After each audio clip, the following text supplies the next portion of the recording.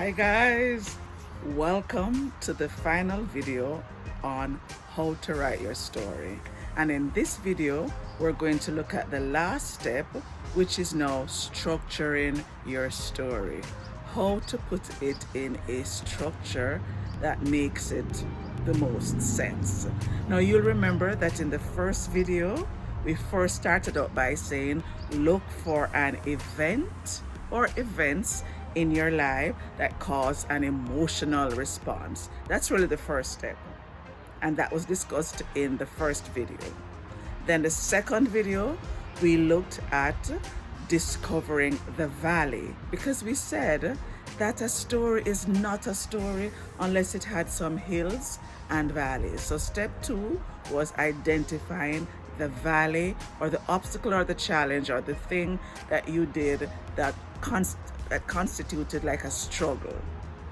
Then step 3 we said was figure out the main idea or the thesis or the big picture or the story that you want people to get, the takeaway that you want people to get, because you have to be clear about that, because that will guide what you include in your story.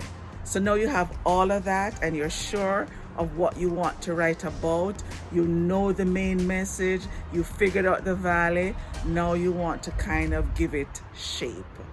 You want to figure out how to write it as a story. Well, this now involves 3 parts. Your story needs to have a before, during, and after, basically. Now, when I say during, it means the actual event. The story starts with the event. If you think back of this first story that I told you guys, that was the one where my husband had the cup. The event was when I saw the cup. So you have to have the event and you have to be sure of the event. Now, once you know the event, you can look back at life before the event, which is really just talking about where you were, maybe what you were doing, but establishing the context. And then, so that's before the event, the actual event, and then life after the event. So before the event, I had just been watching Netflix. My husband and I came up from the TV room. It was after midnight. So establish all the things that people need to know, setting, stuff like that. Then you talk about the actual event, and then you talk about life after the event. And I explained that after the event, I realized that it was time to forgive myself.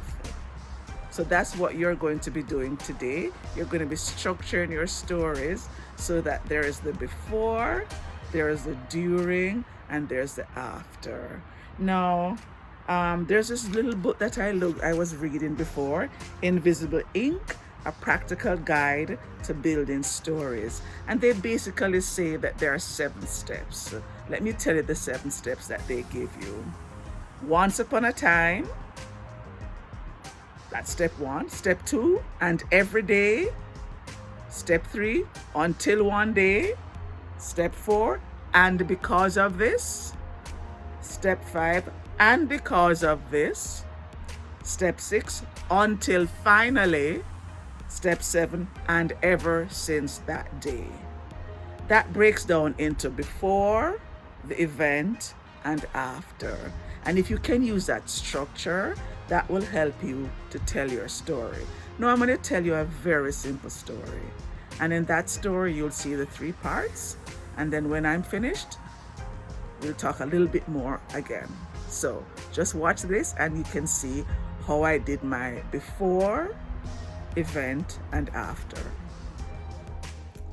Sometime in about 2011, I called a credit card company here in Vancouver because I had seen a charge on my bill, on my credit card statement, that I didn't quite understand. So I just called to get some information. And when I was finished with the conversation, and just as I was about to say goodbye, the customer service rep guy said to me, "So Tanya, "Are you still teaching public speaking?" And when he said it, I'm pretty sure I had the deer in the headlights look, because there was I talking to him, not realizing it was somebody who knew me. So I was busy trying to figure out, what did I say to him? Was I pleasant? Was I personable? And while I was trying to figure this out, he said, "Yeah, when you taught me at the college, we used to meet on the first floor in a classroom that had a piano. And every time you came into the class, you would look at the piano and you would say, 'They still haven't taken out the piano yet?'" Of course, I'm laughing at this point because I did say that, and I remembered the classroom that he was talking about. And I remember that it had been a quite hip little group. So I said to him, "Remind me about the story that you told us when you introduced yourself," because students have to tell something memorable and they have to tell us a story. Even though it's the first class, they have to tell a story that tells about themselves, and it gives them a chance to get accustomed to public speaking, just to get comfortable. So he said, when I introduced myself, I said I was the brown guy with the white name. And as soon as he said it, I said, "Yes, Scott, I remember you." Because I've only had one student who introduced himself like that. So we had a little bit of a laugh. And then I asked him about the guy that he used to always hang out with. And when we finished, we said goodbye. And when I sat for a while and thought about it, I remembered a little bit more about his story. You see, he told us that his parents were immigrants from India, and when his parents migrated to Canada, his father had been a doctor already. And when he came here, he wasn't hoping to be a doctor, but he was hoping to work in the doctor's office. And he said that for 2 years, his father sent out application after application after application and never even got a response. And then he told us that his father told a new Canadian friend that he had, and his friend said to him, "Try using the name Scott when you apply for your next job, and if they do call you in, explain that Scott is your pet name." He said his father tried it and he got calls after he changed his name. So his parents decided that they did not want him to have a name like Harpinder or Amanpreet or anything that they felt could hinder him from getting jobs later in life. So they gave him a name that when people looked at him, they didn't see that person. A name that he had grown to even hate. A name that said to him, "Who you are isn't enough. You need to be somebody else." And I'll never forget when he told us, it was as if he was still hurting, because he said it took a lot of angst when he was telling us that story.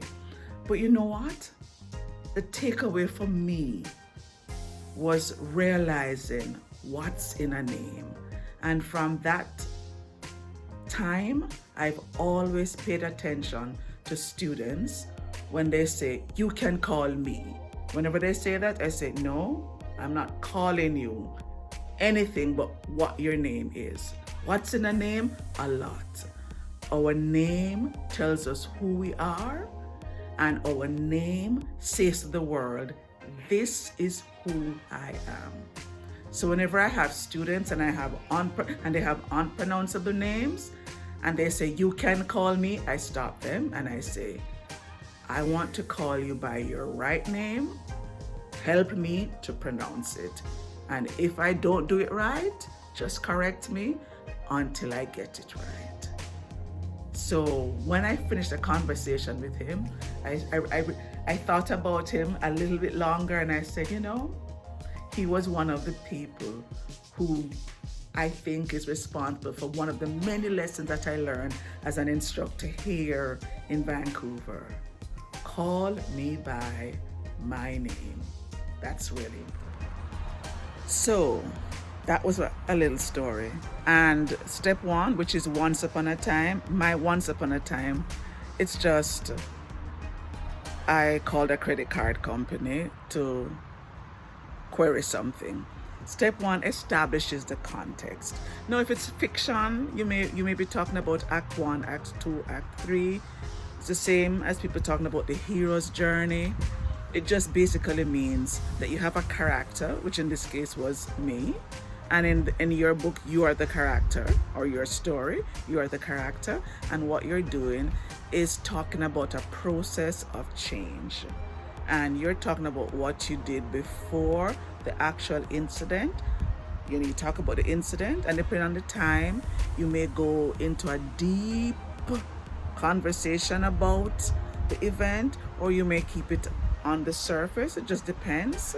And then you talk about life after. So before I called the credit card company, then I actually called the credit card company and realized I knew the customer service rep. And then after that, I reflected and I realized that he's one of the reasons that I take students' names very seriously, and I try to pronounce their names, because I understood from his introduction that having a name that his Indian community didn't relate to and his non-Indian community didn't relate to was difficult. So my learning from that was call people by their real name and try to not strip them of their names. So that's it, guys. Now you can write your story, and it can be a simple story. It could be around a cup, it could be around a telephone conversation, it could be around a funeral, it could be anything. But the bottom line is work first on digging in and finding out more about the actual event. Think about how you felt, all the things that happened. And when you establish that and your message, then go back and do the once upon a time. Now, you're not going to use the actual words once upon a time, okay? But the once upon a time just helps you to understand that you need to establish the context so that the listeners or the readers will understand where you are, who, what, where, when, why. You have to answer those questions. Then you get to the meat of the story, and then the shortest part of the story is the part after you learn something from the event. So, of course, guys, this is trial and error and a lot of feedback. Remember, you're not going to write a story once and it's brilliant. You write it, you find someone who you can trust, you ask them to look at it, ask them to give you ideas, and through the process of writing and rewriting and revising, you eventually will come up with a story that you find acceptable to you. But it takes time and it is a process. Thank you guys for joining me on this journey of how to tell your story, and I hope that you will start writing those stories. Now, until next time, remember, like, share, comment, and subscribe, and write comments. Let me know how this journey has been for you. What's been your main takeaway about how to write a story? And hopefully you'll soon be able to text me or send me comments and let me know that you've written a story. It could be a short story, it could be 2,000 words, or it could be a novel. But once you've decided on the different stages, once you've decided, write your story.